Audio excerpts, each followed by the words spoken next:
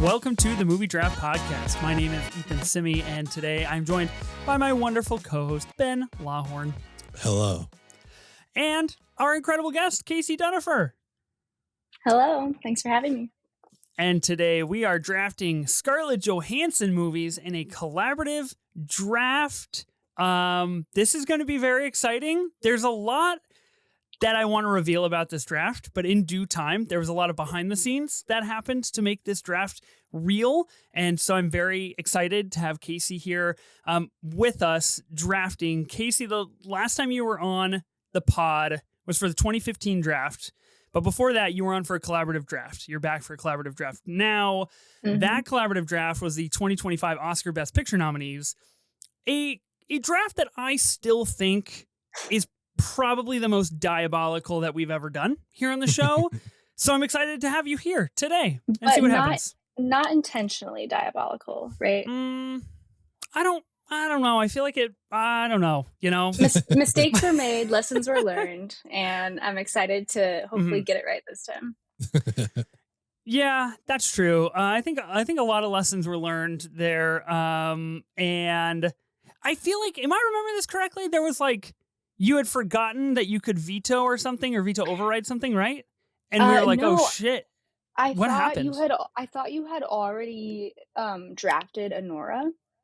Oh, and right. my only option was to draft, I think, Dune Part 2, and that's how it ended up in the top slot, something like that. Yeah, that was a lot of madness. That was pretty fun stuff. I was trying to find our list, but it's buried deep in the interwebs. Let's leave it buried. Yeah. I am glad to have you here drafting with us today. Ben, also glad that you're here drafting as well. How are you? I'm doing well. Super glad to be here. After my, I'd say, really wonderful top 3 performance in the Mission Impossible draft results. So I'm super happy with it. Yeah, I'm glad that you brought this up. Because by the time that this episode airs, Mission Impossible Stunts draft will be a couple of weeks old at that point in time. I just fucking obliterated you and Gooch. I'm just going to come right out with it. You guys got hammered. Top three. I'll take it. By destiny, by the living manifestation of destiny. It feels good. Some of the early comments when the voting opened up was, did Ethan get the first round pick for every single movie? And I just want to say no, it was a completely fair draft, but it feels like I really figured out how to do it that time. Yeah, I clocked out once I lost Burj Khalifa. I was like, whatever. We're just doing whatever now. Who cares? So yeah, it was just there for a good time. Yeah, well, that was fun. Yet to be determined how the Hans Zimmer auction draft will shake out, because at time of recording, it hasn't released even yet. It'll release in about a day, which is very exciting. So we'll see how the results of that shake out. Maybe I can get another win under my belt. But there will be no wins here tonight on the Movie Draft Podcast, because we are drafting collaboratively, and we are drafting our second actress ever. I think we had made a point to say we need to collaboratively draft more actresses. We did Florence Pugh last month on the draft. We're here to do Scarlett Johansson today. Kasey, what is your relationship with Scarlett Johansson as an actress, as a movie star, as a celebrity? What do you feel about her? We're actually best friends. Her and I go way back. Oh, nice. Wow. That's impressive. No. Just kidding. I don't know her very well. I've seen, a handful of her movies. But actually there is a movie that I kind of grew up with that she was in that is not the best movie, but it's just one of those that you always cherish because you watched it so many times. But I mean, I think she's a great actress. I'm excited to see where her movies rank. Yeah. I'm excited. I really wonder how this is going to shake out. I think you bring up a very good point of what is your personal connection to certain films? If you grew up with them, if you watch them a lot, what that might be. Ben, what is your relationship with Scarlett Johansson? She is an interesting person. I think there's a few films early on that I didn't connect that it was the same person, but films that I liked. I was like, oh, whoever this is great. And then I'm assuming it was probably the MCU, and I was like, oh, okay, ScarJo. All right, sweet, cool. I remember her from these other movies. That's awesome. I think she was an interesting selection for this draft because if I remember correctly, I sent you a list of 5 potential actresses. Yep.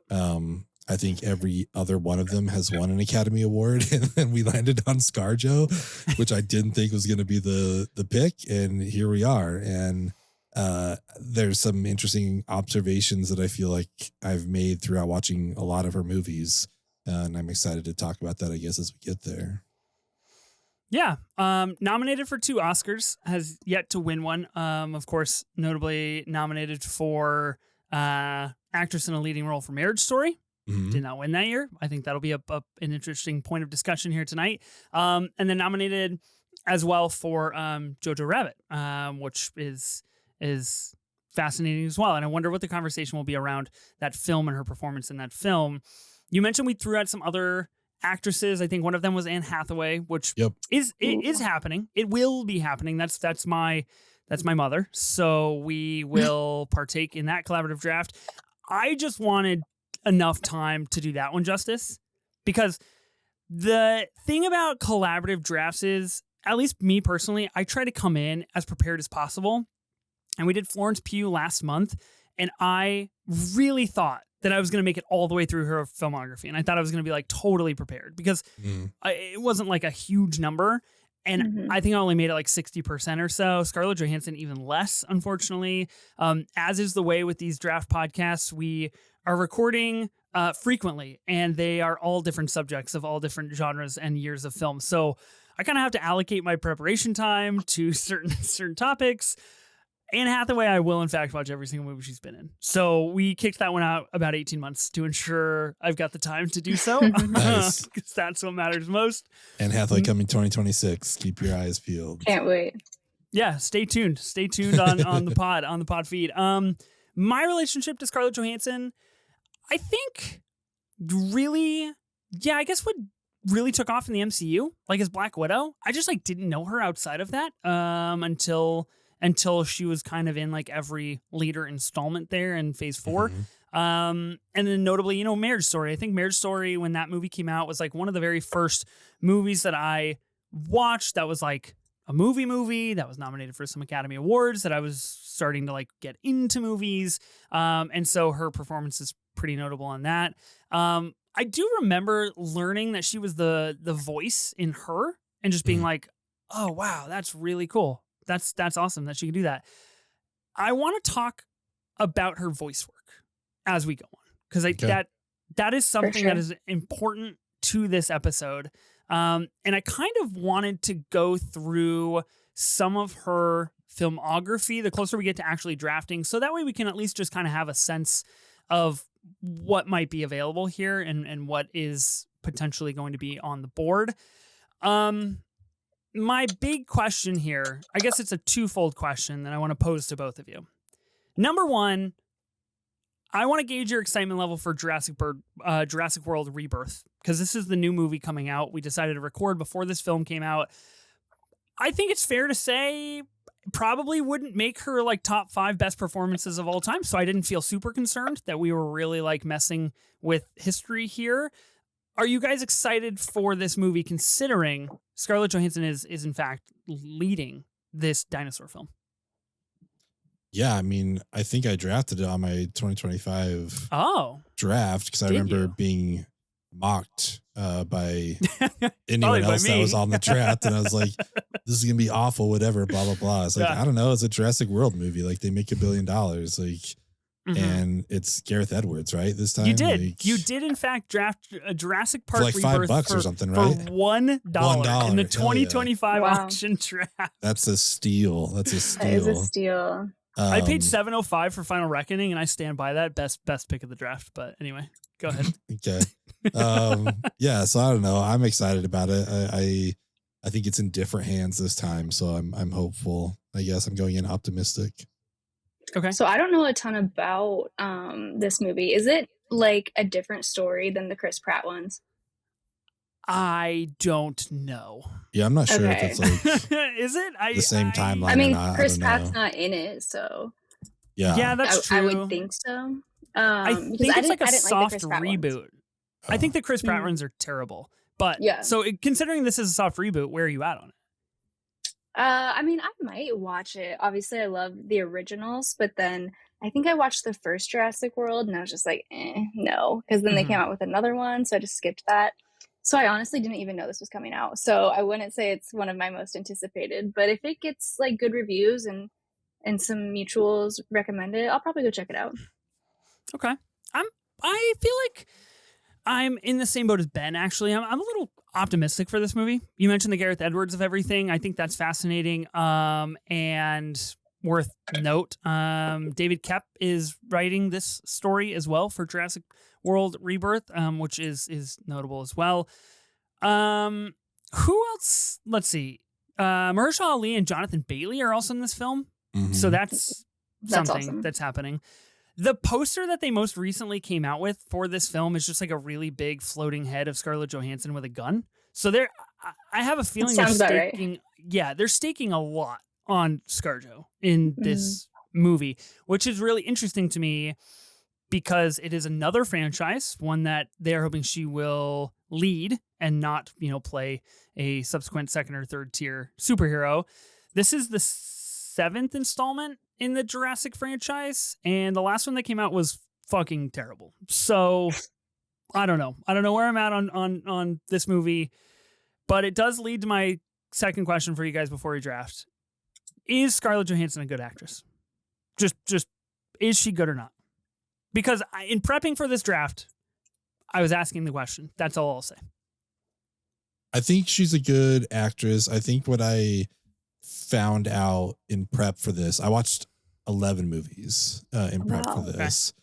Okay. And I feel like in almost all of them, whether she's the lead or not, she kind of gets outshined by everyone else. And I don't know if it's a consequence of the roles that she gets or whatever, but it's just like, man, even, Bill Murray kind of takes over Lost in Translation. I mean, I don't want to go into movies specifically, but they're just like, obviously she has some like part roles or supporting roles, but there are some where she's the lead, like namely Black Widow, and she's not the best part of that movie. And like, she's the title, she's the titular role. You know what I mean? It's like, she's not the best part of that movie at all. So I don't know. I thought that was interesting in watching her stuff. It's like, man, she's good. She's like a decent actor for sure. But I haven't seen everything she's done, but I've yet to see something where I'm like, maybe one movie where it's like, okay, she owned that movie. That was really, really solid. So I thought that was kind of interesting. Yeah, I mean, I think she's a great actress. She's definitely not one of my favorites. And I did not prepare at all because I found out about this just a couple of days ago. So I did not watch 11 movies in 2 days. But yeah, that being said, I think I agree, Ben, that there's not like one standout role or movie that's like, this is it for her. I feel like hopefully that's yet to come, that she'll like get a really good role that she can really chew on. But I would say she's a good actress. Yeah. Okay. Yeah, I'm with you guys. And I do want to get into the fact that you were given about 36 hours of prep time here, Kasey, because I think that's very important to note for this draft. And I need a moment of catharsis to explain the trials and tribulations of getting this pod off the ground. But what you guys say, I think is true. I think it's true, which beckons my question of, is she a good actress? Because you have both gone to bat and said, I think she's a good actress, but I don't know if she can lead things. She gets blown out of the water. And also, like, I'm looking at her filmography. Everything in which she is, in fact, the singular titular role, to me, is kind of poor. Like, it's interesting. I just think it's really interesting. And I know people have different takes on this and whatever. I think Under the Skin, an exception, a movie we will get to that, of course, is like wholly built around her. But like, I watched Lucy in preparation for this draft.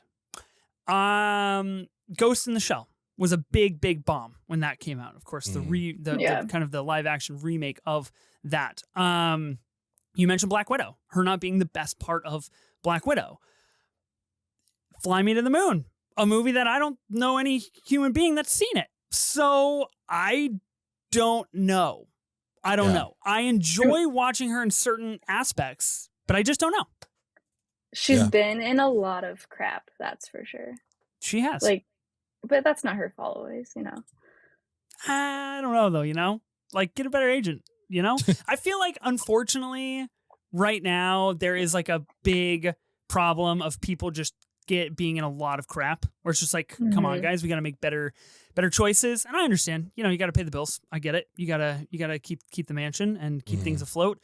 But, yeah, I think it'll be fascinating to go through her filmography and kind of figure out what we think of her as an actress and what her filmography kind of ranks as. I quickly want to get into the fact that Kasey is the most ill-prepared possibly for this out of all of us. We were planning to record this with Jamie Jirak, a good friend of the pod, does wonderful content over on her podcast and for the Phase Hero podcast with kind of the crew over there. Unfortunately, she had a late stage breaking need to fly across the country, support some family. So she dropped from the pod. And out of the goodness of intent, I didn't want 3 guys on this pod talking about Scarlett Johansson, even though I had a couple backup guests that were dudes. It just didn't feel right. And so, Kasey, I just want to say I appreciate you coming on this show, such short notice. It is incredibly helpful for the optics of me as a host. So I'm happy to be the token woman. But I will say props to you for recognizing, like, okay, we cannot have 3 guys doing this, because a lot of guys would have just continued on with that podcast. So happy to be here. Yeah, I'm happy you're here as well. For the Florence Pugh, unfortunately, it was 3 guys talking about kind of just how gorgeous Florence Pugh was for every single movie. So, yeah, something we were looking to avoid for the Scarlett Johansson draft. But a topic I think will come up of her beauty, her sexual appeal, her charisma, and her kind of aura on screen. I think will be something of note as well. So anyway, thanks for being here in ill preparedness, and I'm really fascinated to see what we make out of this list. Is there anything else broad Scarlett Johansson that we want to like talk about, put a pin in, bring up to the surface before we actually get into drafting? I feel pretty good. Feel pretty good? Yeah, I feel good. I have 2 caveats that I think will get brought up a lot, but I'll just let them come up naturally. Okay. So wait for those. I'm excited. Oh, well, that's interesting. Okay, that's very fascinating. Very fun. Okay, sounds good. So with this list, you guys know I always ask, what's the exercise here? What do you think we're doing? Are we doing best movies? Are we doing most important movies? Are we making a list for the people? Are we making a list for ourselves? What's the end goal of this exercise? That's what I was going to ask you. I think my biggest question is, are we drafting the best movies she's in or the best performances by her? Who knows? It's the age-old question. Changes every single time somebody picks something, frankly, as per usual. I mean, we got feedback after Florence from a few people. There's like, those aren't the best movies she's been in. You guys didn't even draft Dune 2. I was like, sorry, we didn't recognize her. Not her 5 minutes. She's in there for 35 seconds. I'm not going to draft the whole movie. It's like, we even talked about it. That's why I picked Oppenheimer, because I was like, I feel like these are movies that she's not in a lot that are really good movies, and we should recognize at least one of them. And then the first comment we get is like, why didn't you guys pick Dune 2? It's like, well, listen to the fucking episode, man, and you'll understand. That was me commenting. Why we didn't pick it. But that's, I don't know. I think more often than not, I like to go with the performance. But, sometimes a movie needs to be represented for sure. Ben's burner account's coming out and bashing the pod that he's on. I know. It's a little suspect. The fire. For Scarlett Johansson, I'm more inclined to go with best movies because we did just kind of briefly talk about she's in a lot of questionable projects. But there are some serious strategical questions that I have that I think require a healthy amount of collaboration. I'm not sure where you guys are at on that today. I'm down to collaborate. Down to collaborate. Count me out. Count you out? Yeah. I'm not here to collaborate. On the collaborative draft. Yeah. Even though you specifically put your name down on the schedule, you're like, I have to be part of that collaborative draft. Okay. Yeah, that's fair. Maybe I'll ask it now. We can put a pin in it. We don't have to answer this question, but I think it's guiding my thought process for this kind of draft of 11 movies here is the varying degree of which kind of films that she's in. We mentioned voice work earlier in live action and animated. She's got some very starkly different roles in her movies. Some like A Marriage Story, some like a Don John, some like Under the Skin. And I'm curious how important it is to represent the different abilities and facets of her actress power, right? And the different things and qualities she can bring to a film. But I guess we can have the conversation when we get there. I think it's important. Okay. Any other prep questions? Anything? Ben, you said you watched how many movies? 11 movies? I watched 11 movies, in prep for this. So I can do this whole thing by myself if you guys want. Just right. Just want to bow out so you can do this? I might need to phone a friend. That is Ben. That's impressive. I'm trying to go through my list right now in real time. So I've seen 1, 2, 3, 4, 5, 6, 7. I watched 7 movies. Nice. No rewatches for me. All first time watches. Oh, interesting. Oh. Wow. Pretty notable, I think. Very much so. I thought this was a great opportunity to rewatch Marriage Story, and then I thought, I'm good. I like my emotional sanity, so I strayed. Ben, you did rewatch it for this. I did rewatch Marriage Story for sure. Yeah, I cried 4 times, just like Adam Driver, for sure. I was also feeling the pressure to prep for an episode that has not come out yet and will not come out for a few weeks from now, the top 25 movies of the last 25 years, part 1. And we did that with myself, Sophia Simonello, Jeremiah Battle, and Kevin Mikos. And there were like 1 or 2 movies that I knew we were definitely going to converse about that I had not seen up until that point. So I've kind of had to split the time a little bit. But I'm feeling adequately prepared, I think, for this ranking. And, honestly, I just want to kind of get into it and see what happens here. So this is a collaborative draft. Whether the strategy is to go Ben's route as classic Ben and say, fuck you, and just make your own list, or collaborate, which is what, I've tried to build here, a sense of community and collaboration that Kasey is so willingly taking part of. Whatever the case may be, there is only going to be one list standing at the end of this. That is a list and a board of 11 Scarlett Johansson movies, ranking them somehow. Best, most important, greatest performance, best movie. I don't know. And I guess we should note to talk that out as we make our picks. As always, with the collaborative drafts, there's a special shout out to Screen Drafts, a wonderful podcast that has influenced this draft layout. So be sure to go check them out if you like the layout of a collaborative draft. Ben, would you do me the honors of explaining the picks and the abilities? I would love to. We're going to have obviously 3 drafters here. Drafter A will get picks 1, 4, and 7. Drafter B will get picks 2, 5, 8, and 9. And drafter C will get picks 3, 6, 10, and 11. Everybody will have at least 1 veto on that they can use. And then drafter A, because they only have 3 picks, is actually going to get a second veto. So if you do drafter A, you will get 2 vetoes. And drafter C, because they have the lower picks, they are going to get our only veto override. And the rule with the veto override is you cannot use it to help yourself. So if I play Marriage Story at 3, Ethan doesn't agree, but Kasey's like, yeah, actually, I think it should be at number 3. She can override Ethan's veto and it will stay at number 3. But you just cannot use it on your own pick. So those are the picks and those are the abilities. But you can, however, use a veto on your own pick if you are so inclined. Yeah, if you want to veto yourself, sure. Yeah. Okay. No rules against that. Of note, I remember it being brought up one time that I think you brought it up to me. You were like, Ethan, you could have vetoed your own pick. And I was like, what the fuck? Like, I would have done it if I knew. Yeah, exactly. So keep that in mind. Vetoes are See, I think I would have vetoed my own pick on the last one, but I didn't have a veto. Yeah, so. See, I do think that's important, especially in this function here, because there are more than 11 movies to choose from.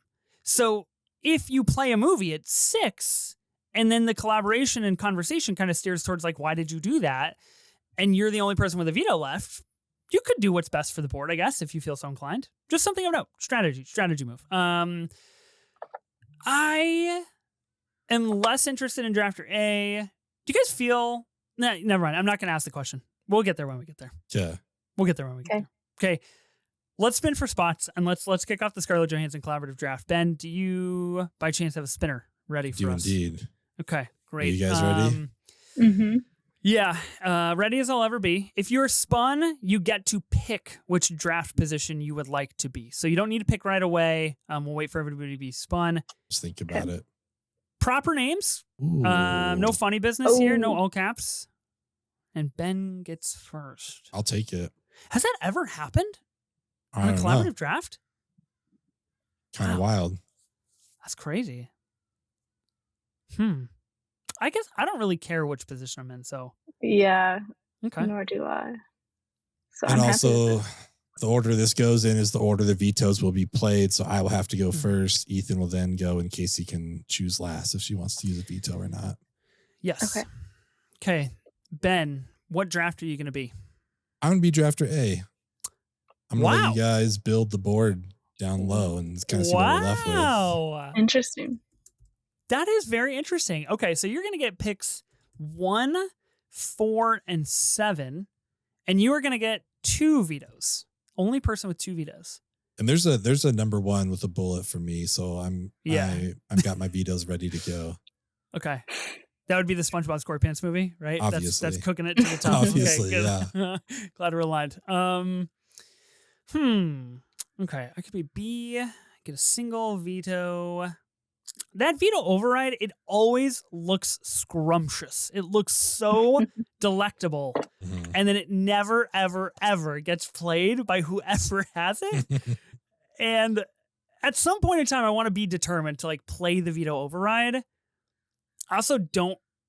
Kasey, what do you feel? I feel bad if you're going to get drafter C and have to kick this board off, considering your prep time was minimal. Like, Actually, how do you feel? I kind of want C, so that's fine. You kind of want C. Yeah. Oh. I think having me at the bottom, my pick at the bottom, will just show how ill prepared I really was, and will really encapsulate this draft. Yeah. Nice. Okay. Yeah. I'm all for a little bit of chaos. I'll allow it. I did think about being like, oh, you want C? Okay, cool. I will take C. But I couldn't do that to you. You can't do that to me in this position. I would never. I would never. So I'm going to be drafter B. I'm going to get 2, 5, 8, and 9. And I will get the single veto, the limited abilities here. Kasey, you're going to be drafter C. You're going to get 3, 6, 10, and 11, the veto and the veto override. And you are going to kick us off for the Scarlett Johansson collaborative draft. Okay. Why don't you give us pick number 11? Oh my gosh. So on my list, I only have 8 movies. So this is kind of interesting. I'm scared, just to be clear. I am a little bit worried. Yes. I'm not sure we're in the safest hands to start this. No, you're not. So I'm going to draft the movie I referred to at the beginning that I watched a lot as a kid.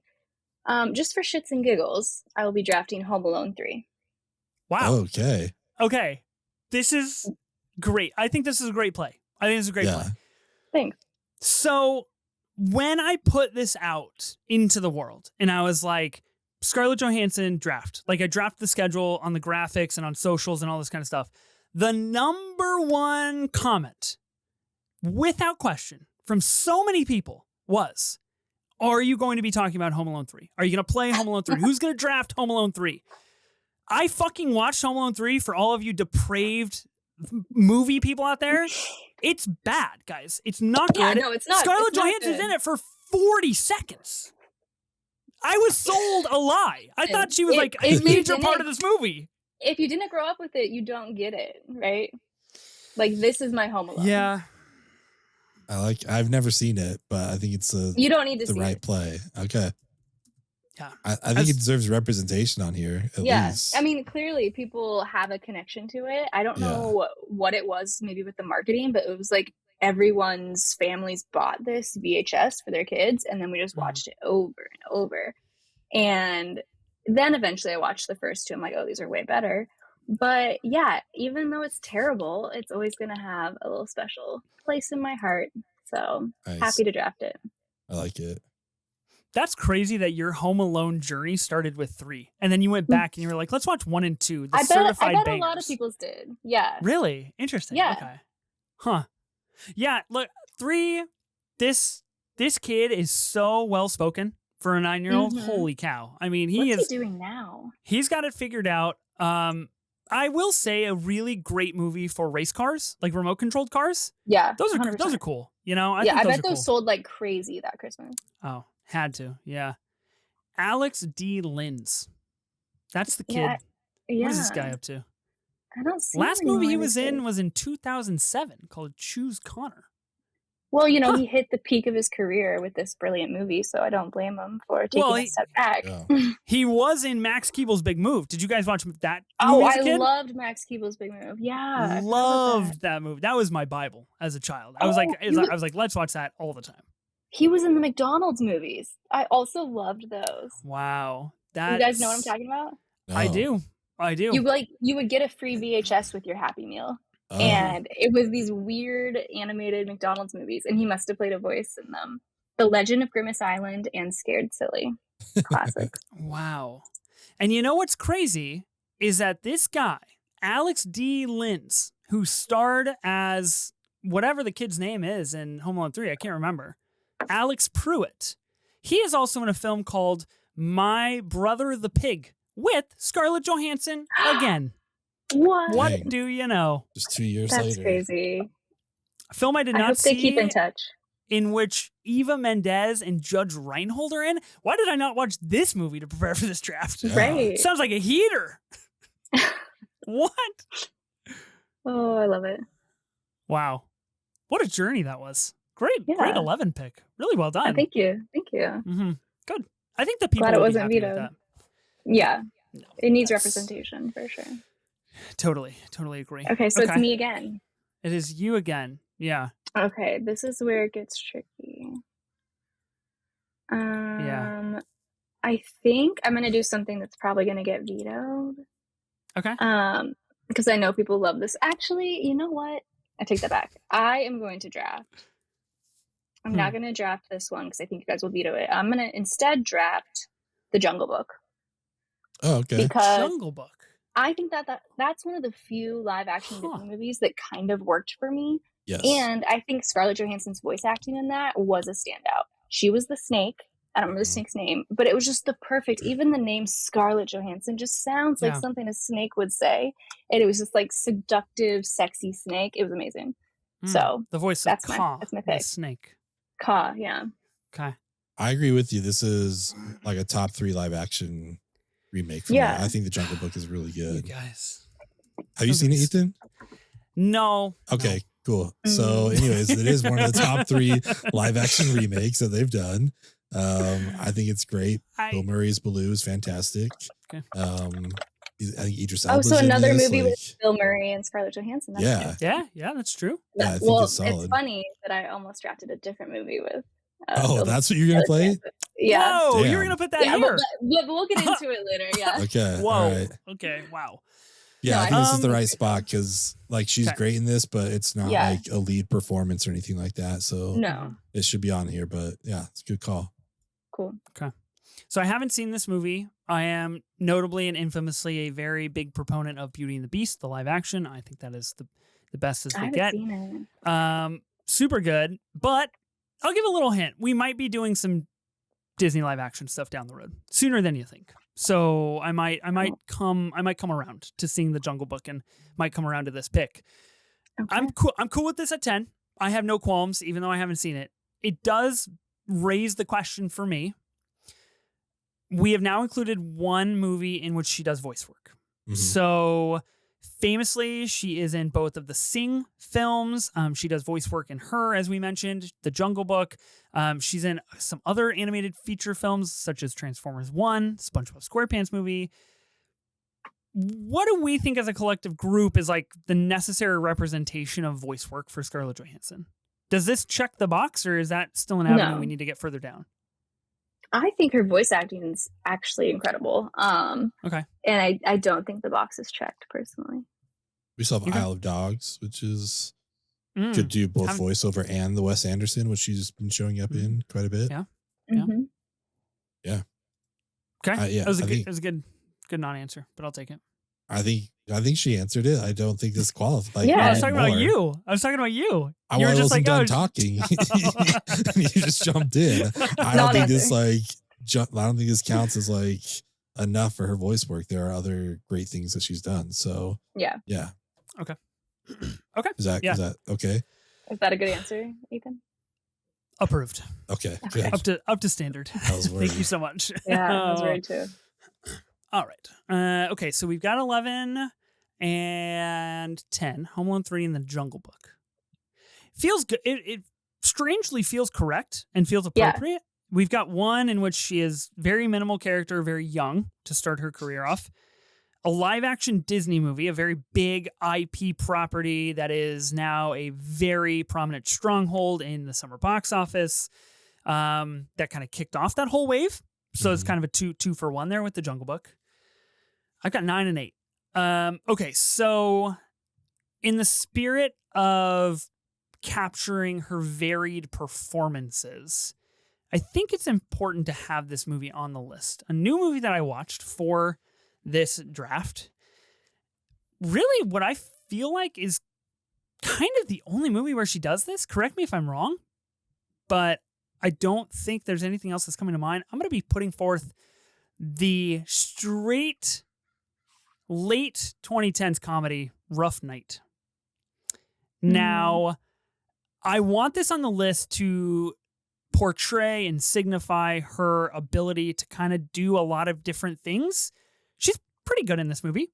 I wouldn't say she's like incredible or great. And I have a great personal affection for Zoe Kravitz, who is in this movie in a much more interesting capacity, in my opinion. But this is the kind of movie we A, don't really get anymore, and B, definitely don't get from movie stars anymore. She's able to kind of work her comedy chops. She does a little bit of dramatic acting in the final act. She is very hot because it's a bachelorette party in Florida.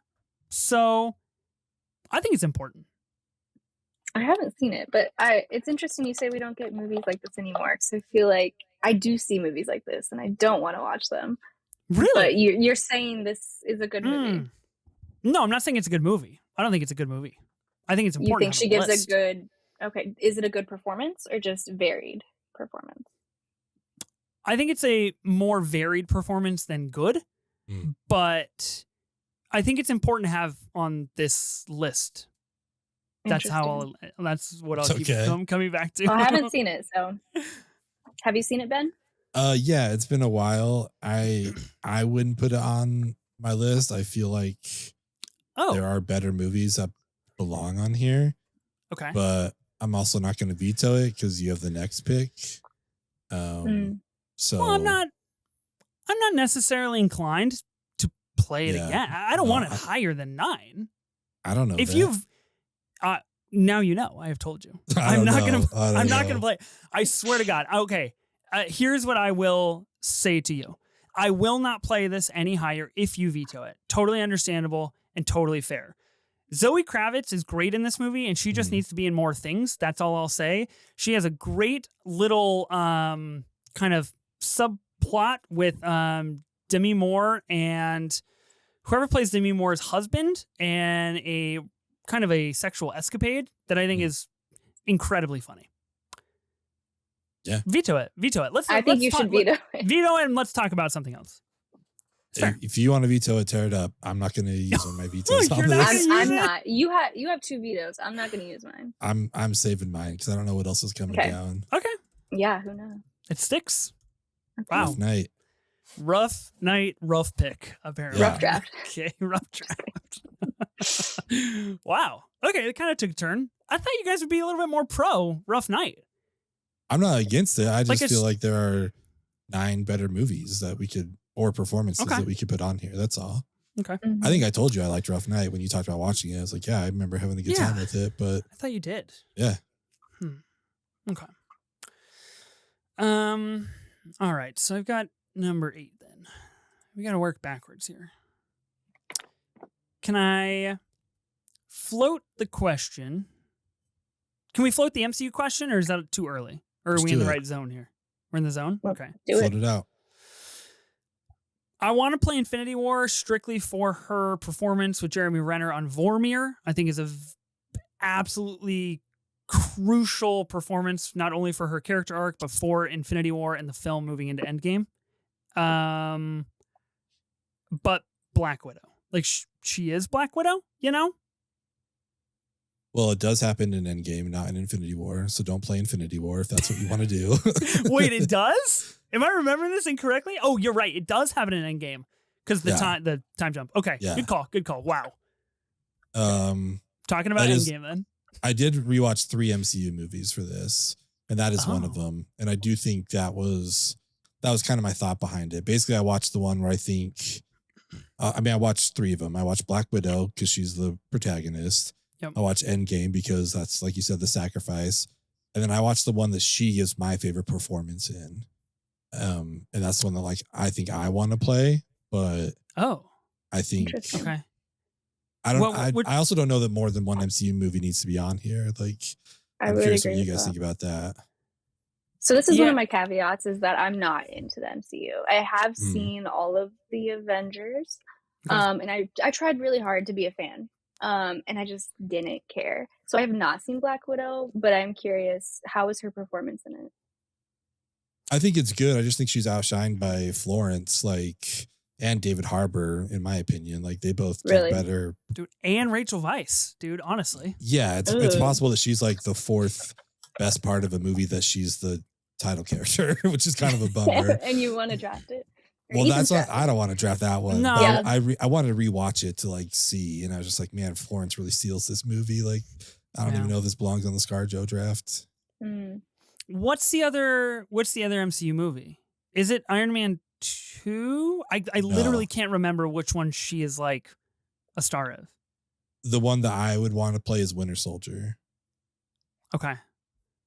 You got to give me a business case here for Winter Soldier. Why is that more important than her scene in Endgame? I don't know that it is more important. It's just the one that I like. I like her performance the most in Winter Soldier. We get a lot of the camaraderie between her and Cap as she's trying to set him up on dates and things like that.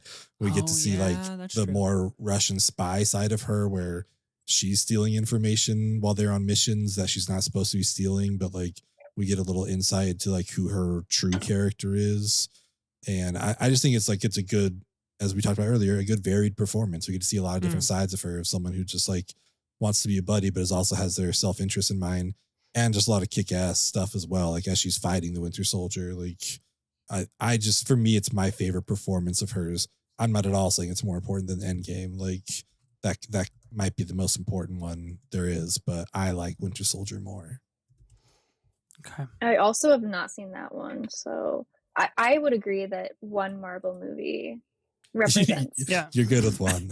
You don't want to run up this board and put on 6 MCU movies? Yeah, we could do over half this board. We could do over half the board. I think we could do 7 or 8. I think she is obviously a staple of this universe. Yeah. Okay. Yeah. Look, I'm with you, Ben. Actually, I dig it. Let's put Captain America: The Winter Soldier here. I like where your head's at. I like the camaraderie piece. I like she is much more like Black Widow in the Winter Soldier than she is in Endgame. In Endgame, she is kind of superseded that character a little bit and is really there for that particular scene, in my opinion, of War and kind of the fallout, right, that we get in the beginning of the movie, and her kind of being just really sad that all of her friends are gone. I am looking at images of the Winter Soldier and some of the scenes that she's in, and I'm very pro. It seems a way better speed to have on this draft. I like that, other than the fact that I don't know what I'm going to play at 7 now, because that's what I was going to play. So now, okay. I'm looking over my list. I'm like, oh shit. All right. What do I play then? Well, have I officially played this movie, or did I just? Guess that's what I was about to ask. Did you draft Black Widow? True. It's not in the doc yet. It's not in the doc. I don't think I've officially drafted. So if you want to play the Winter Soldier at 7, that's cool. That's cool. I'll let you take that. Okay. Well, interesting. I don't really know. I was kind of banking on you guys for kind of forming a lot of this board, and now it's kind of coming down to me. Banking on me, who just found out about this draft. Yeah, kind of, really. Man. I don't know where you guys want to go. Where did we just did Rough Night, in which she's like semi-lead. Should we go for like a supporting performance? Because I'm up in the air about 2 movies right now. That in my mind, there's a supporting performance that belongs here in a really good movie. In a really good movie. Yeah. Some people might want to hire, but I think this is kind of the right spot for it. Shoot. You guys are getting me to collab more than I want to. I don't know what it is, though. That's the problem. I have a feeling I know what it is. How about we just say them? What are the two going between? So I'm kind of up in the air right now between Vicky Cristina Barcelona, which I think is warranted to have a conversation, or The Prestige. What are you guys thinking about putting The Prestige on the board? I almost watched The Prestige because I was looking at her filmography and I was like, okay, if I have time to watch one movie, that would have been it. But then I just didn't. Yeah. So I haven't seen it, but I've heard it's great. I mean, The Prestige sounds like a supporting role in a really good movie. So, I mean, I don't know. It might be a good spot to play it. Okay. Yeah. Let's play The Prestige at 8. Very collaborative of us. I think this is great. Doesn't she play Christian Bale's wife, right? No. So this is what she's the mistress. I rewatched. No, well, a little bit. She starts out, because it's for people who don't know, it's about 2 battling magicians, Hugh Jackman and Christian Bale. And she starts out as Hugh Jackman's assistant, but then he sends her to Christian Bale to steal his tricks.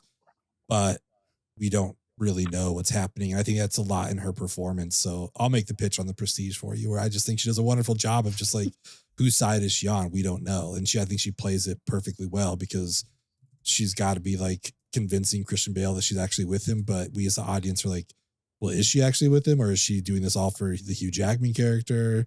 I think it's a really good performance, but again, it's definitely a supporting role, but in a really good movie. And I think it definitely needs to be on here.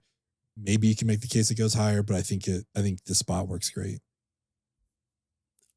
I feel good about this. I think it's a good spot. I think important to have her working with like a prominent auteur, really, on this list, because so far not quite there of what we've discussed. I'm sure something will come later to kind of fill that void as well. But yeah, I like The Prestige here. Good performance, great movie. Her accent works a little rough, but like, what are you gonna do? You know? Yeah, we'll allow it, I guess. Yeah. Speaking of accent work, I don't think you guys are going to be playing Don John. Do you guys anticipate playing this? No, I actually have seen that, unfortunately. So I watched Don John for this draft, and we'll just have this conversation now. Boy, that's a bad movie, and her accent work is so come and go. It's rough, I don't remember her accent. Oh, dude, it's bad. It's kind of like this. Supposed to be like this street. Can I do it? Probably better than her, actually. It's supposed to be like a deep Brooklyn accent. So, yeah, but like, yes, I remember now. There are some scenes where she just like doesn't do it, and I'm just like, oh no, oh what happened? You thought it was like a practice take, and it's like now we're gonna use that in the movie. I would have argued for Don John maybe at like 11 to be like, look, she's being like really, really movie star sexy. The movie stinks. It's so bad. It's so bad. Okay, so we've got The Prestige at 8. Oh, this is shaping up to be very interesting. Ben, you have 7. I feel like we know what's going here. Official. Captain America: The Winter Soldier.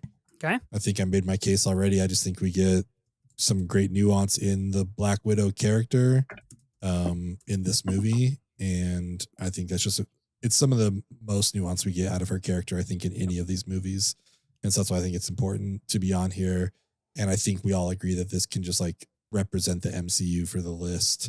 This can be for all 7 movies or whatever. But again, this is just my favorite performance of hers. Yeah. I think one to encompass the MCU, I think is important. For anybody who's not listening and comments on the graphic, why do you guys play Black Widow? It's like, listen to the episode, and that's why. Yeah. We are a podcast after all. We would really encourage you to listen to our discussion around these films. I think everything that we've said so far is accurate. Unfortunately, Black Widow, a real happenstance of like a real bad time in not only in the world, but in Marvel and in movie production. So it kind of got the blunt of all of that. And she ultimately is blown out of the water by every single person in that movie, which sucks. But I like having the Winter Soldier here for kind of a stand-in for all of this. Nice. Super cool. She does this and The Jungle Book, both in 2016. Oh, interesting. Oh my God. Her 2016 is wild, guys. Have you looked at this? Yeah, she did another one, right?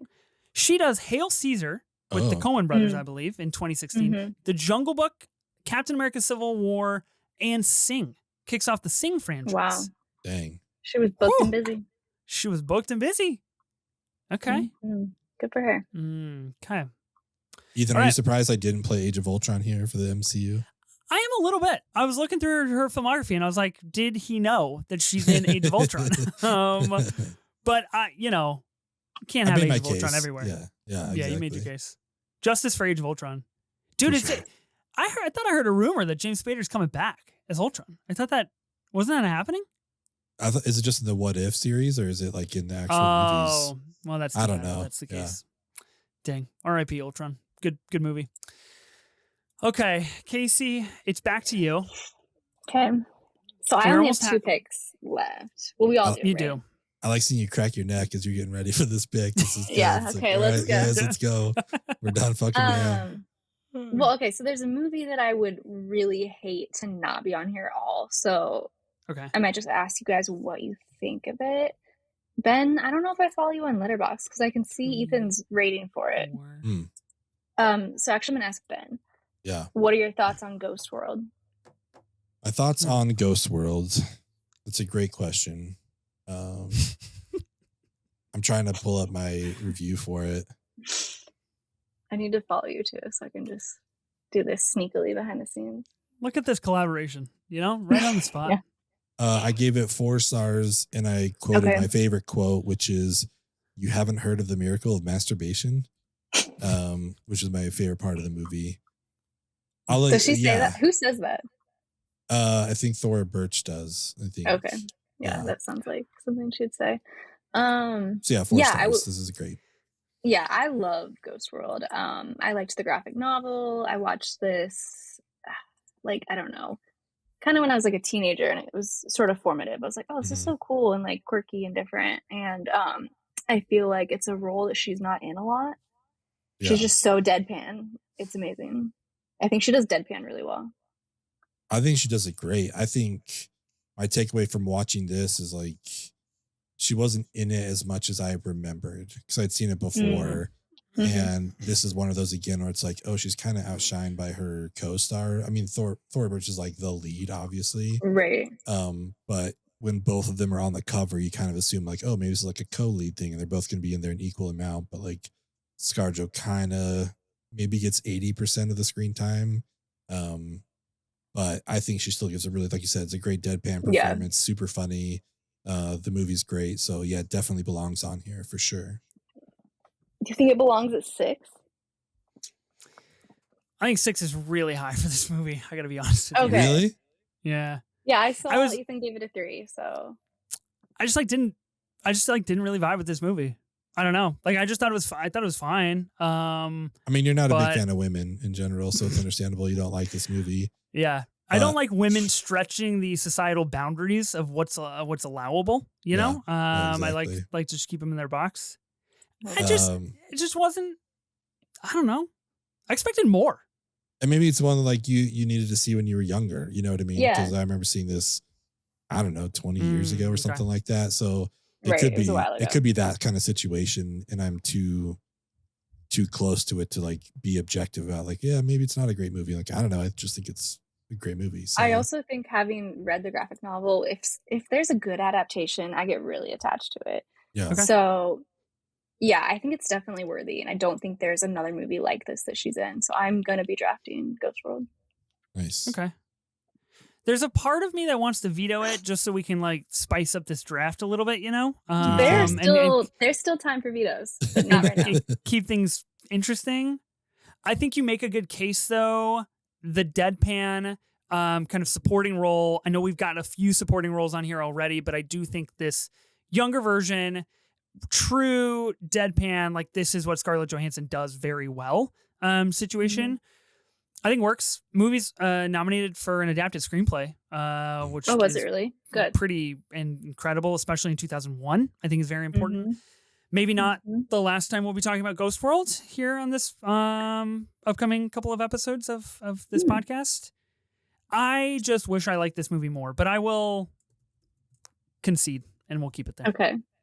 I also think it's interesting you say that it's a lot of supporting roles, because maybe that's how this list is going to shape out, is this some of her supporting work is better than her leading work. And that's kind of, I think, what we were thinking at the beginning. So interesting. Could be the case. Could be the case. Let me ask you guys this. Would you fuck Steve Buscemi? That's obviously. I mean, my heart's beating. I'm a human. Like, yeah. Wait, what? I'm not dead. My heart's beating. I'm alive. Yeah. No, absolutely. I will say the good thing, my biggest takeaway from Ghost World is it's very pro collection and pro physical media, which I really enjoyed about this film. It's a great kind of market piece for you should collect things and actually maybe you'll get laid because of it, which is pretty cool. It's also give some people some false hope.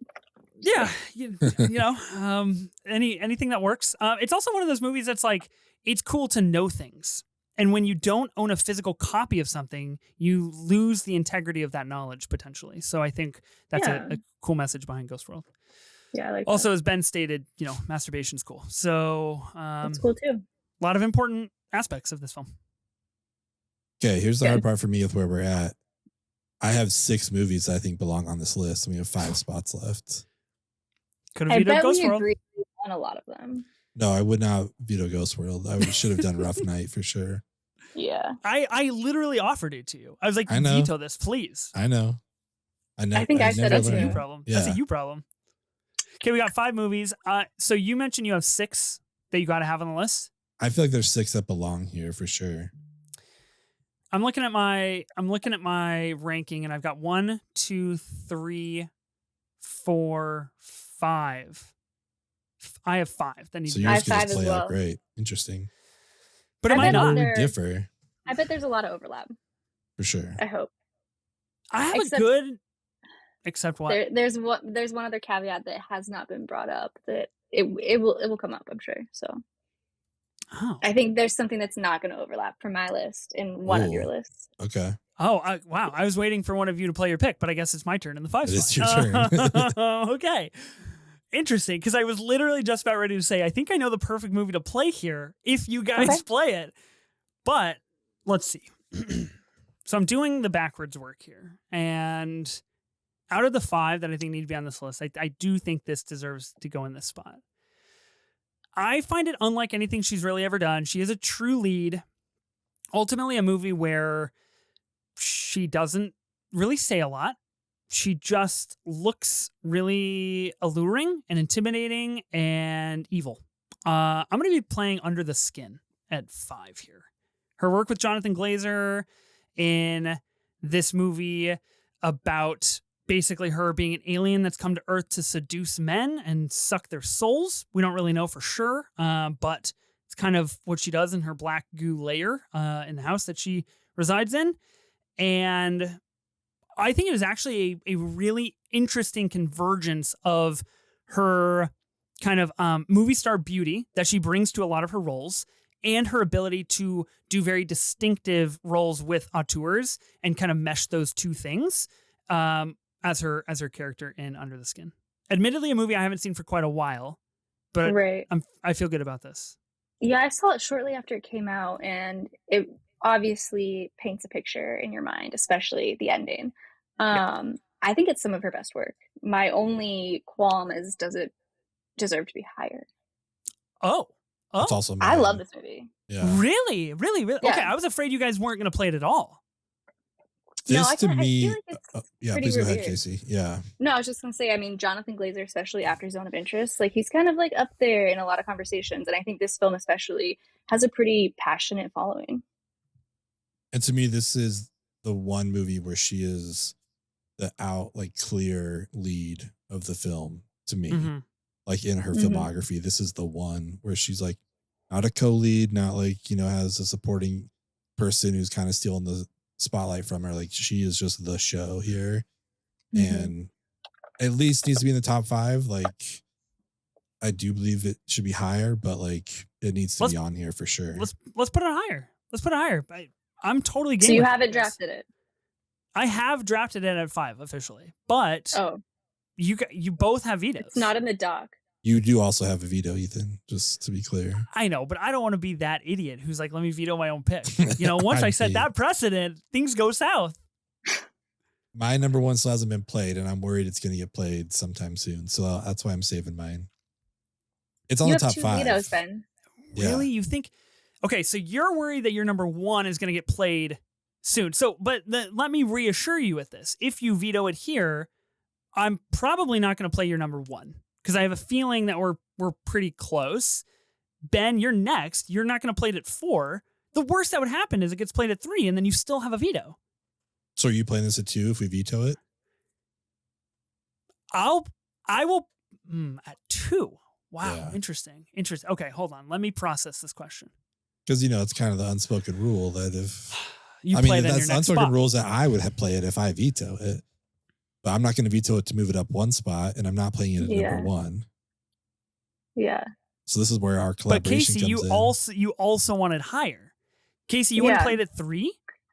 I potentially would. I have a pretty clear idea of what 1, 2, and 3 should be. And if Under the Skin is at 3, then the top 2 align accordingly. In my opinion, for me. I think we'll probably all agree on number 1, but there's a movie that we haven't said yet that I kind of mentioned earlier that I don't love. I just have never loved it. And that is something I would potentially use a veto on, but I mean, it has to be on here somewhere. All right, I'll veto it. This is our list, though. You know, it doesn't have to be on the list. Okay. Yeah. You're going to veto it, Ben. I'll veto it at 5. Okay. You're going to veto it at 5. Cool. You took the bait, and now I don't know what to do. Okay. I think this is a good veto. I like this. I agree. Yeah, it deserves to be higher. I hope it is, because like for me, the only stipulation is I'm not going to play it. Like I want to higher, but I'm not playing it at 4. I'm not vetoing it to move it up 1 spot, and I don't think it deserves to be the number 1. So like, it's kind of in your guys' hands to play it. Okay. And we may have just lost it on the list if one of you guys don't play it. It's absolutely not. No. There's no way. It's going on the list. Yeah. Okay. So there's like a slew, and I kind of just wanted to ask you guys this now that we're in the top 5. There's like a slew of movies that she does in the early aughts and like late 90s that I feel are important to like a lot of people, I guess pretty much like early aughts. Like she does a lot of lead performances. She's in like Girl with a Pearl Earring, The Island, The Black Dahlia. She's in The Other Boleyn Girl. Like she's in, I feel like some notable films. I haven't seen them, so I'm not going to play any of them. I haven't seen those either. You haven't seen them either, okay. Are you guys feeling okay if we leave most of those off the list? Like, do you think we're offending a certain subset of I don't think people? So. There's one early aughts that has to be here. Yeah, but I think a lot of those other ones can be left off. Okay.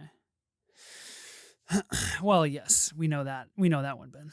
Okay. Well, I don't know. I'm just making my feelings known. That's all. Okay. Kasey, can I guess what movie you're referencing that you don't like, that you might want to use a veto on? Yeah. Okay. I'm not playing this. Let me be just crystal clear. I'm just questioning. Is that movie Asteroid City? No. But glad you brought that up.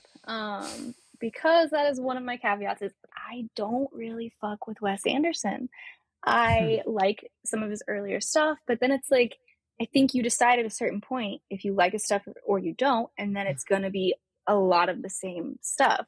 And that's why people watch them all, because they like Wes Anderson. I just don't like his style that much.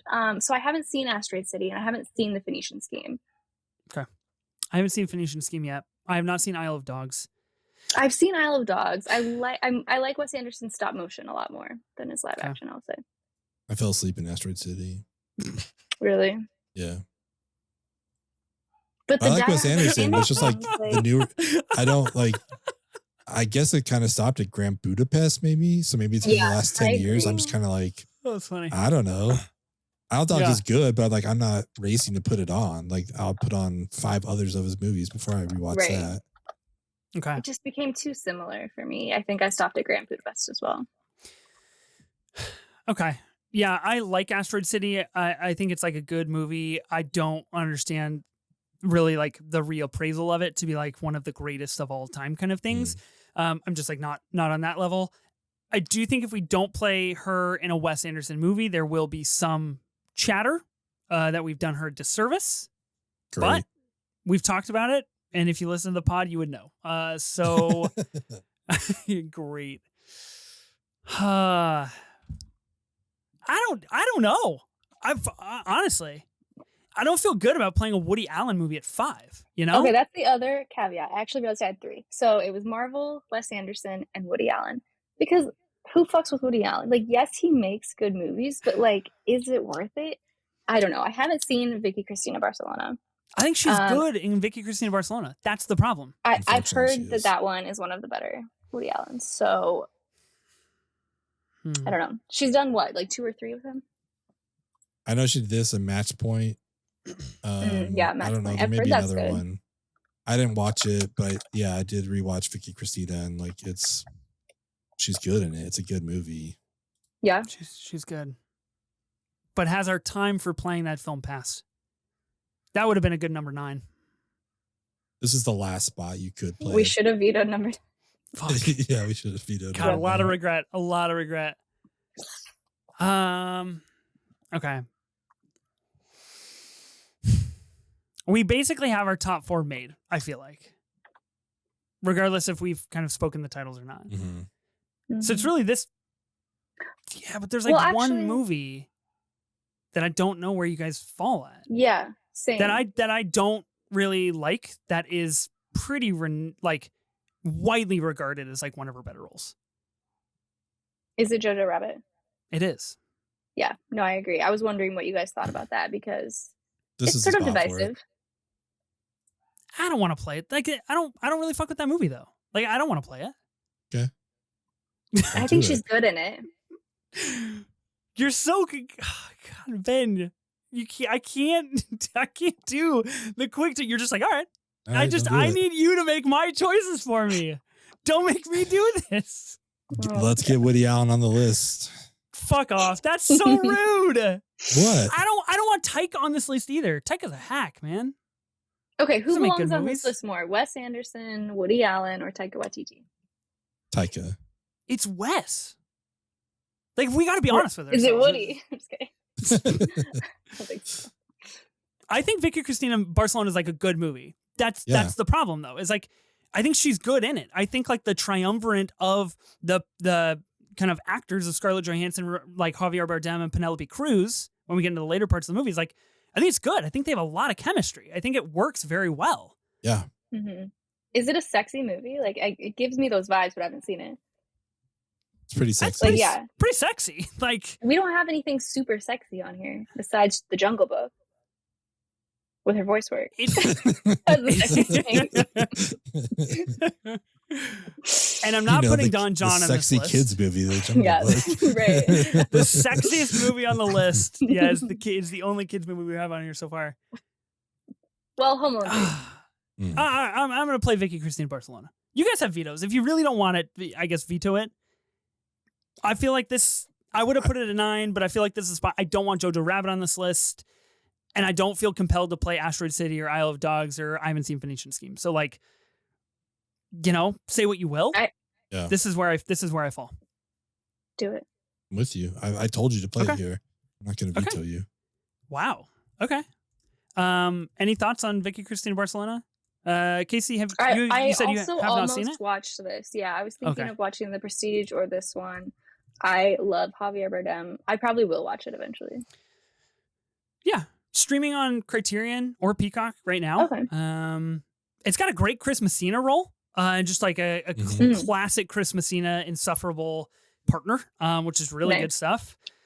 I mean, ultimately, it's just about Scarlett Johansson and Rebecca Hall go to Spain for the summer to to basically be there, and to kind of stay with some extended family, and they end up falling in love with Javier Bardem's character, and they, things happen, and we get a little Challengers action, and then we get Penelope Cruz. Pretty good. Hell yeah. Yeah. I feel like Woody Allen may be the original art versus artist kind of person, where it's just like the stuff he makes sometimes is really good. Unfortunately, he's a creep weirdo dude, it's a bummer. But yeah, I don't know. I'm not mad about it being on the list. Okay. Yeah. I've heard it's good. Okay. All right. It's on the list. Okay. We've officially made it past number 5, 25 minutes later. So I feel good about that. Okay, Ben, you have number 4. You're pretty clear you're not playing Under the Skin here. True. I'm not playing Under the Skin. Okay. I forgot that hadn't got played. This is actually where you're going to be playing Age of Ultron? Is that where you're going to play it? Yeah, exactly. 7? Iron Man 2. No, I mean, this is... Damn. I think that's getting harder than we anticipated. Yeah. Again, I feel like we're a slot short, but I don't know that you guys agree. Because of Rough Night, yeah. Yeah, exactly. You guys had the power. You helped determine this board. You played the movie. Yeah. The only comedy role she's ever done. I think it's important to recognize it, Okay. See, I think it's important to recognize it. Cricket. I think Jojo Rabbit does belong on this list. Oh, jeez. Oh. Okay. I think I'm going to play it at number 4. Okay, wait. Hold on. Let's think here. Let's take a beat. Interesting. Because that leaves hold on. 3. Casey, let's sidebar for a second. Me and you. Ben, okay. Yeah. Don't listen. So, if one of us vetoes this movie, he can't play Jojo Rabbit here. And I would assume you're not going to play it. I'm not going to play it. Ben, would you play Jojo Rabbit at 1? I feel like there's only one way for us to find out. I don't think Ben's a monster. He is, though. That's the problem. You haven't done hundreds of podcasts with him. I have. Hereditary, I've seen the monster. 3. Yeah. Under the Skin, he is a monster. I mean, so I want to say something. I think to me there's a clear number 1 movie. And I wonder if we're all on the same page. I feel like there is. Yeah. I do. And it's not Jojo Rabbit. But when you say I do, we don't know what that movie is. I don't know what your guys' is. I think Casey and I are like, we're aligned. Yeah. See, I don't know that we all have the same number 1. How could we not, though? How could we not? Although, actually, now that I think about it, I don't know. Maybe you're talking about something different. Let's fuck around and find out. Let's see what happens. Ben, do you want to speak on Jojo Rabbit a little bit, I guess? Because you want to play it here? I mean, I just think it's a good performance from her. I think she's maybe one of the best parts of this movie, if not the best part. The Taika side of everything. Like, I do think her character in here is what tugs at our heartstrings. You know what I mean? Like, quite literally. Like, but I understand that people don't like it, so I'm not going to stand in your guys' way. If it were vetoed, what would you play? A different ScarJo movie. Oh, okay. Wow. Yeah. Enlightening. I will play something that we haven't talked about yet. Okay. Good. Well, is it good? Could be good. I think there's 3 big movies we have not really discussed. Maybe someone dropped a hint or said the title. Maybe, I don't know. Okay. I don't know. So, Casey, you want to veto Jojo Rabbit? I think I will, just because I think there are some more deserving films. Okay. You guys weren't lying when you were like, well, just wait, there's time to veto shit. It kind of all just happened. Okay. Jojo Rabbit veto. Now I'm scared. Yeah, now things get really dicey. Yeah, we'll see. This was what I'm going to play was a rewatch for me. And overall, I think aged okay. Still a really strong performance from her, considering what she had to work with. And I don't know. I think it's a great movie, but we're the top 4 here. So I'm going to be playing her. No. What? No. Ethan, Yes. is this our number one, or is your number one Marriage Story? I can't reveal that information. Your Kasey. number one is Marriage Story, isn't I it? can't say. I can't say. Ethan, you need to veto this. Do you have a veto? I do. Her is but number one. there was a pretty particular reason why I asked you if you wanted to play your veto last time, so that way the power would fall into my hands. Her is number one in your opinion. Yeah. Okay. Her is like a perfect movie to me. And I think the voice work she does in that is sort of groundbreaking. It's really good. She does a great job. She's fantastic in it. Like, and so's Joaquin. Like, they're both. Yeah, to create that chemistry performances. though, with just her voice and Joaquin, like that's crazy. So good. It's a 5-star movie. Performance, yeah. It is. Top 4.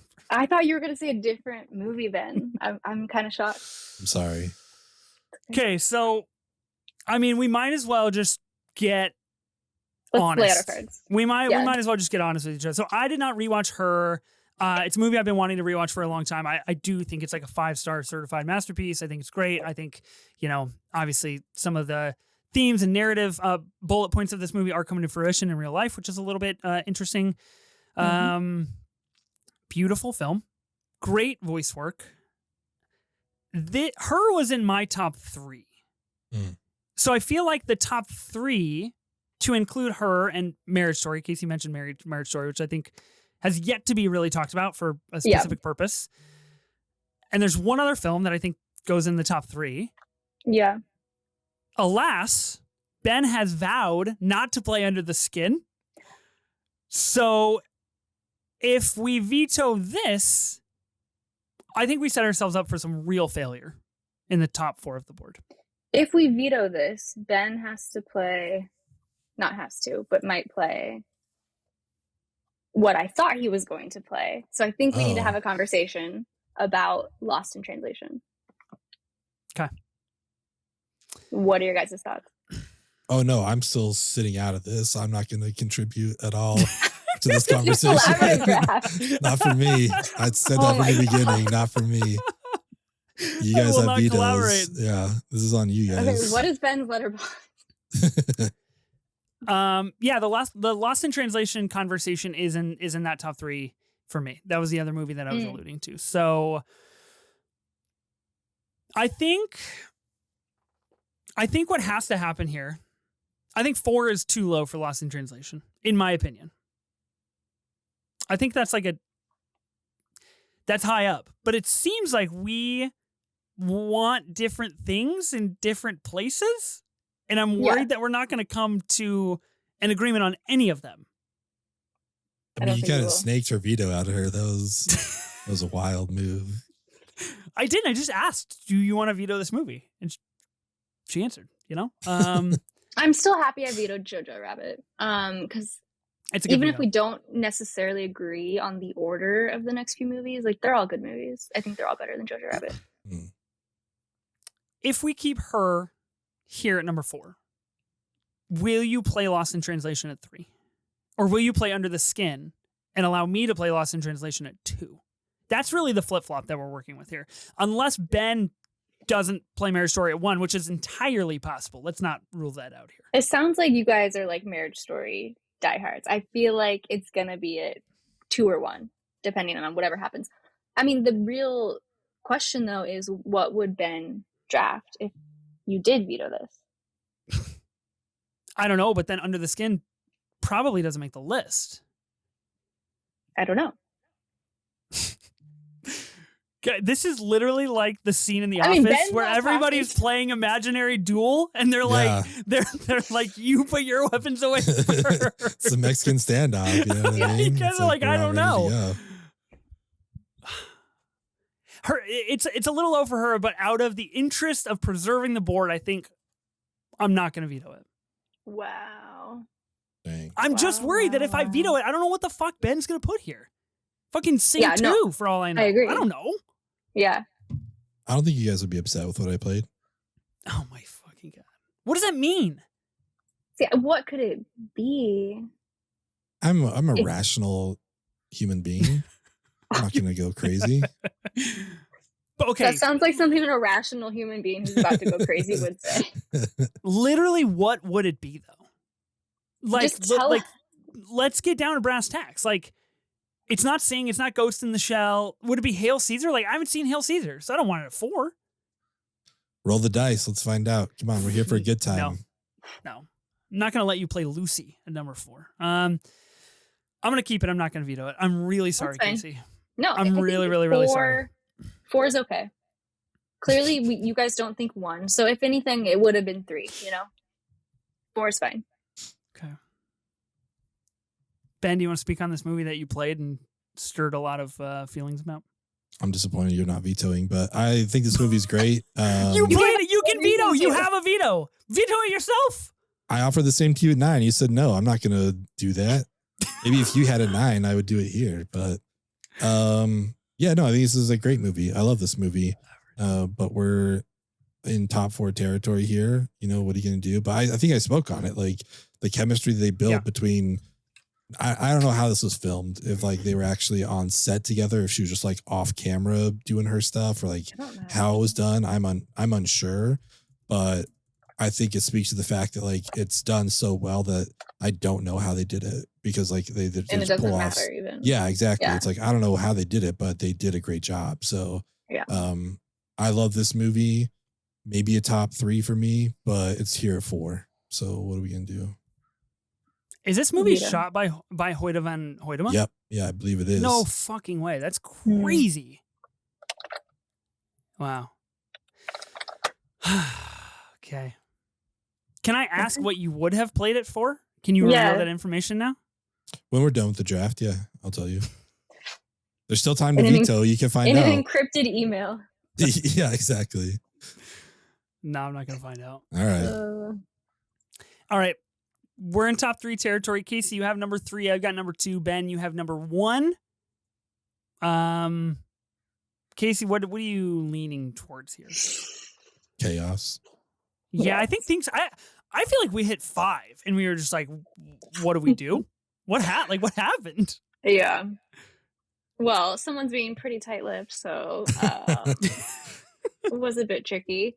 So, it sounds like, I guess, Ethan, maybe tell me, is Ben a big Marriage Story fan? I would say with full passion that Ben really does adore Marriage Story. Okay, so I think it's safe to say that's number 1. Yeah, I think doesn't mean he'll play it at number 1 though. Like my guy loves Hereditary, played it at number 3 on that draft. So true. I didn't see that one.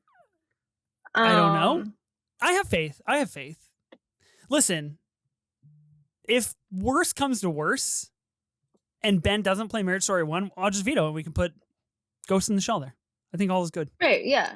I think everyone will be happy with that. No problem. I actually think Ben would be apt for something such as that. Yeah, real deep role. Play The Island.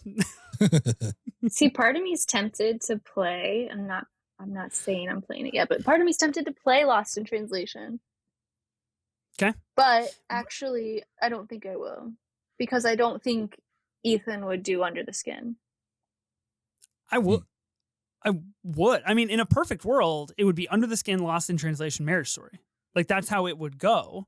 Okay. If you play Under the Skin here, I will play Lost in Translation. If you play Lost in Translation, I'll play Under the Skin. I don't mind. Do you promise?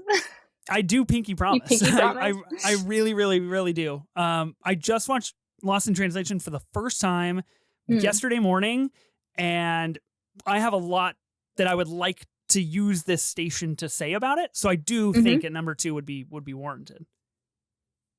But if I put it here, you would put Under the Skin at number 2. Which do you think is better? Yeah. You think Under the Skin is better though, right? I do not. I actually think I think that Lost in Translation is better, but I think Under the Skin is more important for her, kind of like her image in what she can do, right? Yeah. But Lost in Translation seemed like it really sort of launched her. Like it was a big deal too. So let's hear your case for Lost in Translation. Well, I think Lost in Translation is really, really great here because great at number 2, excuse me. And Right. I'm making the case for it being at number 2 because I think Lost in Translation gives her the chance to do 2 things that she normally only gets to do one of in a movie. She gets to both be the kind of like sad wife who gets to kind of internalize a lot of emotions and play them on her face with her body language. She gets to like sit on the floor and listen to her soul searching CDs. Like she does a lot of things that work well within that character. She's also married to Giovanni Ribisi, who is kind of an absolute tool in this movie, which I think is great. The second thing she gets to do in this movie is the complete antithesis of that, which is fall deeply impassioned with Bill Murray's character and share deep longing and yearning for someone that just like sees you for who you are and sees you as a person. And I think the melding of both of those opportunities in her performance is really special for Lost in Translation. And I think this, like, to top all of that and say like written and directed by Sofia Coppola, that's a big deal. That's really important. That kicked Sofia Coppola into this other realm of like, she's very good at making these movies. Yeah. Okay, that's a good case. I didn't rewatch this because I didn't watch anything. But when I had seen this, it was just not my favorite. I mean, I was thinking about drafting this. Like, really? Okay. Yeah, way down. So this isn't which one? I would Under the Skin or Lost in Translation? Lost in Translation. Okay. That's a whole different twist on this then. I thought you were very pro Lost in Translation. I am pro Lost in Translation. I think it's important for her career and for Sofia Coppola's. But I mean, this is a Scarlett Johansson. I think we have to have it in here. I would have been fine if it was lower, but I would also be fine if it's at 3 and you keep your promise and draft Under the Skin. I will do that. I will indeed.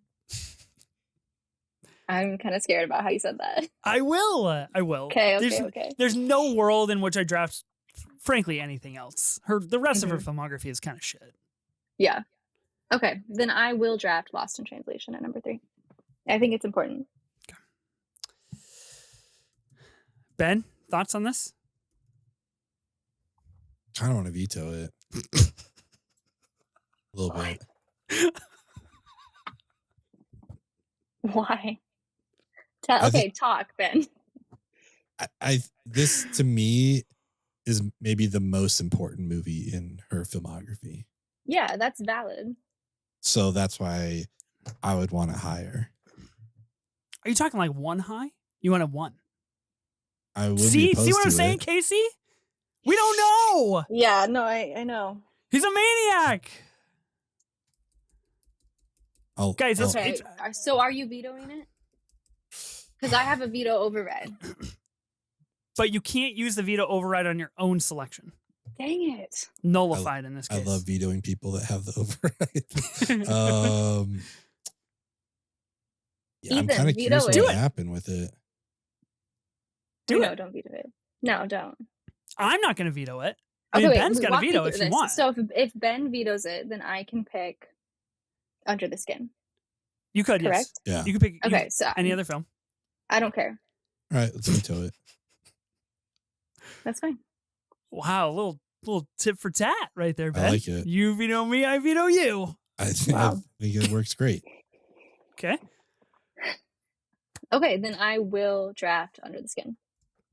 Okay. We will keep that there because I will not be vetoing Under the Skin. Anybody want to talk on Under the Skin? We kind of broached the topic earlier and why this is an important role for her. But do we have any other thoughts, words? Or watch it recently?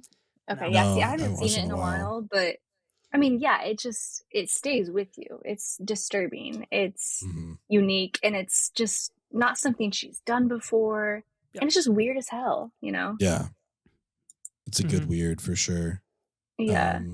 Again, I mean, I spoke on it earlier, but this feels like her only true lead role that we've seen her in for the most part, where she's like carrying the entire movie. And I think she does a good job of it, even though she's not speaking for so much of it. But yeah. But that speaks to her physicality and her presence. Yeah, exactly. And and it's so interesting when she has all these voice acting roles when it is so much about her voice, and then you have a role like this where she's just not talking. Like that's range. Oh, for sure. Like when did this come out? Under the Skin, This was 2013. 2013. I didn't So see it in theaters, I don't think. this is also kind of like, I don't know, risky, whatever, the artistic side of the film. Like this is post Avengers. This is, I mean, she's doing this in the middle of all this MCU stuff, which is kind of like, it wasn't before her career broke out. It's like, no, she had kind of broken out and she's still taking these like artsy roles. And I think she does a great job with it. So yeah.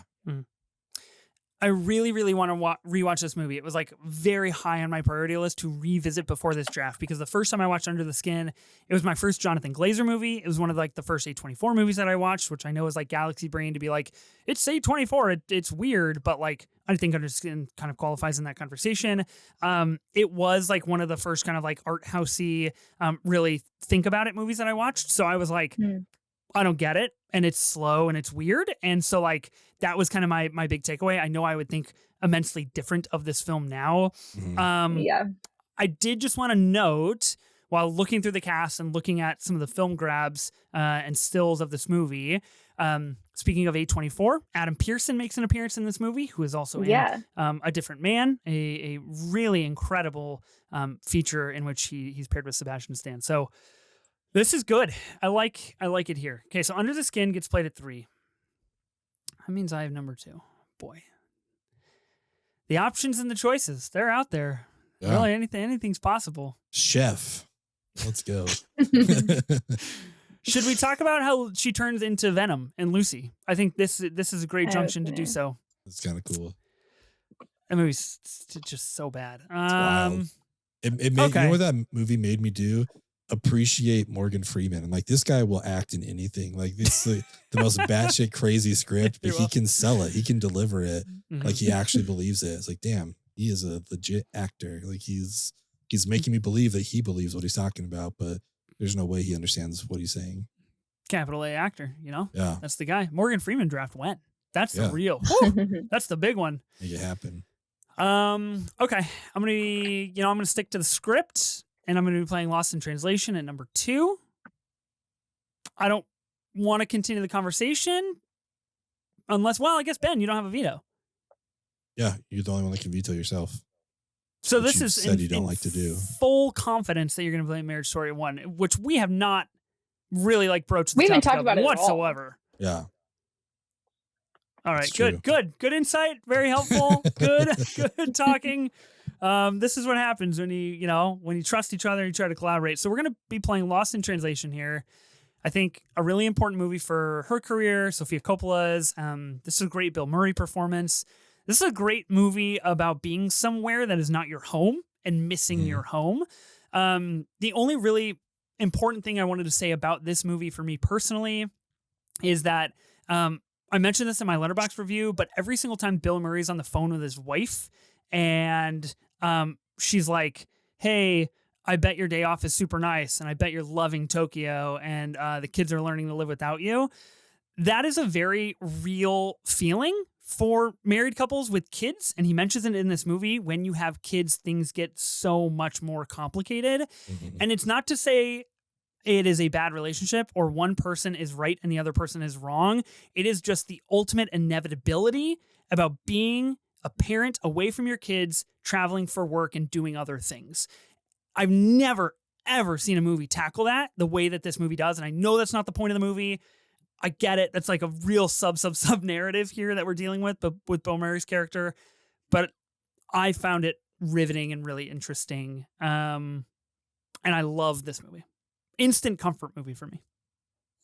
Yeah. Yeah, I should rewatch it, to be honest, because it's interesting that you make that point, Ethan, because I think there is something about it that's like something different is going to resonate with you depending on where you're at in your life, because these two people are in such a transitory period and in different, very, very different parts of their life. And you watched this for the first time?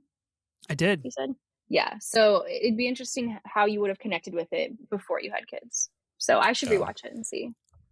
Yeah. It's so interesting that I connected with the part of the movie that is like the least important and is like the least prominent in the fact that like Bill Murray has kids. Like this movie is not about that. This movie is like about finding connection when you're lost. But I do think it speaks to like the impressive maturity that Coppola writes with for this movie. Yeah. Okay. Beautiful movie. I think this is a great pick. Could easily be number one for real. Like, I think this is, to me, this is her most important movie. But I think this is a great pick. It is. Okay. Well, this leads us to number one. Ben, the board is yours. So there was a movie released in 2019 that if you look it up on IMDb, it has a 7.9 rating. And if you look it up on Letterboxd, it has a 4.0 rating. And that movie is called Jojo Rabbit. Are you serious? But all of those stats also apply to Marriage Story. Exactly. Did you just... The fuck is happening? Is this true? I'm going to be playing Marriage Story at number one. 2019 movie, rated 7.9 on IMDb with a 4.0 rating on Letterboxd. I can't believe it has the same as Jojo Rabbit. That kind of blows my mind. It's literally beat for beat. It's the same thing. Yeah, I started like I was just on our IMDb. I'm like, oh wow, those are both 7.9. That's interesting. It's like, wait, what is it on Letterboxd? And like, yeah, literally 4.0 for both of them. I didn't want to like push my luck any further with things that they have in common. So, yeah, Marriage Story, obviously number one. I appreciate both of you not being dicks because Kasey, you could have played this at 3 and I just like would have been out of luck. I'm like, all right, well, that didn't work. I mean, I like Marriage Story, but I don't think I like it as much as you guys. Yeah, I mean, I cry literally every time I watch it. I think it's a 5-star movie for me. I think it's fantastic. This is the closest I think she gets to being a true co-lead because I think her and Driver really both carry this movie. And Laura Dern comes in and just kind of like kicks ass for a while too. Like she's great in this. But I think ScarJo like holds her own against Adam Driver. They give such powerful performances in this movie, and I just like you can't take a side because like you see what both of them are saying and where they're coming from, and I just think she's so strong in this, and just like the motherly role that she has to play both for her kid as well as the Adam Driver character. Even after he yells at her, it's like that whole "I wish you were dead" scene. And like the first thing she does is just kind of like comfort him. And it's like, damn, that's like crazy that like, that's also a sign of how well they know each other. Cause she knows he didn't like mean it as much as he did kind of mean it. But like there's so much of this stuff throughout the film. Like one of my favorite things that I forgot about is when they're with their lawyers or whatever, and they're ordering lunch. And he's looking over the menu and he like has no idea what to get. And so she just grabs the menu, like he'll have the Greek salads. It's like, yeah, of course. Like you guys were together so long that like she orders for him. And that's like a character trait that we learn throughout the movie. So I think the movie's great. I think her performance is beautiful. And for me, this was the clear number one from the beginning. Yeah. Interesting. You also make me want to rewatch this movie because I haven't seen it since I've been married. So I got married in 2023. I think it would hit different now. I really do. Oh, for sure. Yeah. And speaking as the only person that's married and has kids on this pod, I can tell if you have kids, it hits very, very different. And if you are a child of divorce, also hits different. And I think there's a lot of aspects here that work. Ben, I love what you said about being the co-lead with Driver. And I do think you're right. Like this is her real, true co-lead kind of moment. Of course, 2019, the 2020 Academy Awards is the Parasite year. Notably, Parasite goes on and wins a lot of things. Scarlett Johansson nominated for Marriage Story. Renee Zellweger wins for her performance in Judy? A movie that people talk about all the time and is a real staple in the culture, in the canon. Again, I definitely remember Judy. The Academy Awards love their biopics and hate their small time tours. So shout out the Academy for that. Adam Driver also nominated for this movie. I chose not to rewatch this for this draft because I just know that I don't know if I can handle it. I think a movie that you don't really seek out to be like, let's toss on Marriage Story tonight. It sounds like a heater. I was glad to have the excuse to rewatch it because I never would have on my own. Yeah. Like you said, it's like you never want to just throw on Marriage Story, like first date movie or something like that. Like you should watch. So I was glad to have the excuse because it is a powerful film, but yeah, it's not one you revisit all the time. It is. Mm-hmm. I wonder once Jay Kelly comes out later this year, whenever that will be from Bomback, I wonder how the Marriage Story conversation will kind of evolve against, some of the movies that he's made. Of course, notably makes White Noise, which is kind of a bust. And his trajectory is kind of deviated, I think, from where a lot of people thought it would go post Marriage Story. So I think that's interesting. The importance of Scarlett Johansson in this role, it cannot be understated. And I think this is the correct number one. Yeah, I actually like this as number one. Now that I think about it more, I think I'm going to rewatch it. I also think it like connected with so many people, maybe because it came out and then COVID hit. I feel like a lot of people stayed home, and that really made you kind of look in the mirror, re-examine your relationship, and just, spend that time with your spouse. And I know so many people who got divorced and stuff after COVID. So I don't know. It's an interesting movie. I think it is important in the timeline of her filmography as well. I think it's interesting how people connect to it, because for me, it was from being a child of divorce. So I was like, oh, is this like a version of what my parents went through? This is crazy. Yeah. And then the kid, I think his name's Charlie, but it's like what he has to go through of just like you're kind of torn between two people. You don't really understand why you have to go with your dad because it's his time. It's like, well, I don't care. I don't want to go. Like there's all that kind of stuff to it that gets the nuance that gets thrown into this movie. So awesome. Number one. Oh yeah. Okay. Yeah, we've done it. We've completed the Scarlett Johansson collaborative draft here on the Movie Draft Podcast to great potential success. Yet to be determined. I think the top four is pretty fucking cool. I don't know about the rest of the list, but let's go through it and let's maybe talk about any thoughts, glaring omissions, any honorable mentions that you wanted to maybe shout out for this list. So, at number 11, we've got Home Alone 3. At number 10. Her very sexy performance in The Jungle Book. Number 9, Rough Night. Number 8, The Prestige. Number 7, Captain America, The Winter Soldier. Number 6, Ghost World. Number 5, Vicky Cristina Barcelona. Number 4, Her. Number 3, Under the Skin. Number 2, Lost in Translation. And number 1, Marriage Story. This feels pretty good. Reading that list, it feels pretty good. It's not bad. Definitely gets progressively better. So for sure. I think it's a great list. Yeah, that's great. No Wes Anderson, correct? Correct. So no Wes Anderson, one MCU film of one Woody Allen, notably. Yeah, gotta have your guy on there. Yep. Gotta have my guy. Gotta have your guy. We gotta support those guys, get him more airtime. Unfortunately, no Kevin Spacey movie here, so that's all right. We got Woody Allen for you. What could have been? And then 2 voice acting. Yeah, 2 voice acting. This is kind of the remaining topic I wanted to think about. Is she's in a lot more things, right? I mentioned the Sing franchise. She's in Transformers 1 just last year. She does voice work in a lot of stuff. One of the few great voice work actors, I think, that is actually good at doing voice work. While no also carrying other films, you know what I mean? Like she's not just I agree. Yeah. Totally. Yeah, I think the biggest omission here is Wes Anderson. A lot of people will have something to say about that. No Fly Me to the Moon. Have you guys seen that movie? Is it Woody Allen?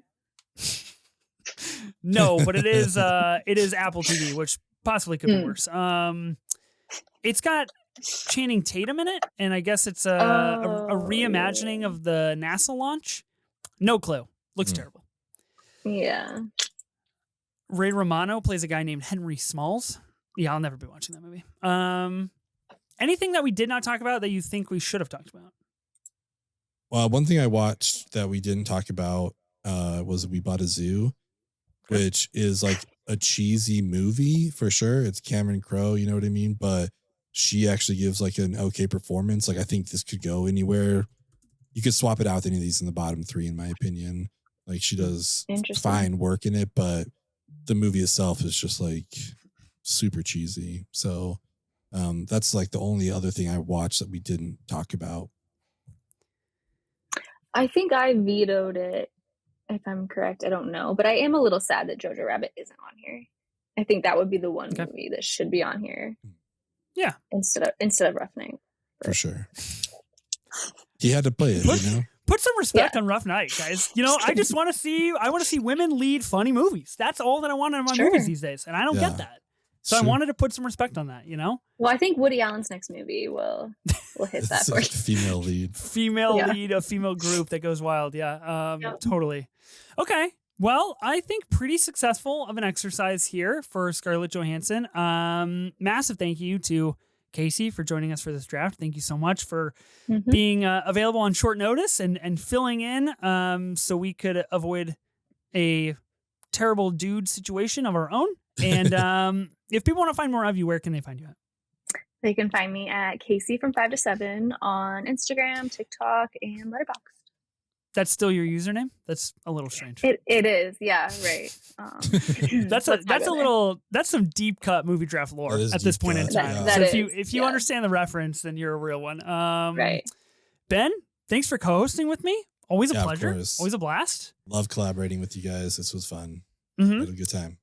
It's super fun. What do we do? What are we doing next? Just to clarify, if anyone had vetoed her, I was gonna play Under the Skin at 4. Oh, what? Yeah. But you said you would have been a perfect draft. I know. But then I changed my mind. I was like, no, I can't have anything else of this like be in the bottom. It has to be in the top 3. That's what I was trying to tell you. Like, veto me. I don't think you'll be disappointed. So if we would have vetoed her, you would have played Under the Skin. Yeah. Kasey at 4. Under the Skin would have been at 4. Kasey, you would have played. I would have played her at 3. So really, it's just a small difference. Oh, okay. Oh, interesting. I thought you were going to play Lost in Translation at 3, forcing me to play her at 2.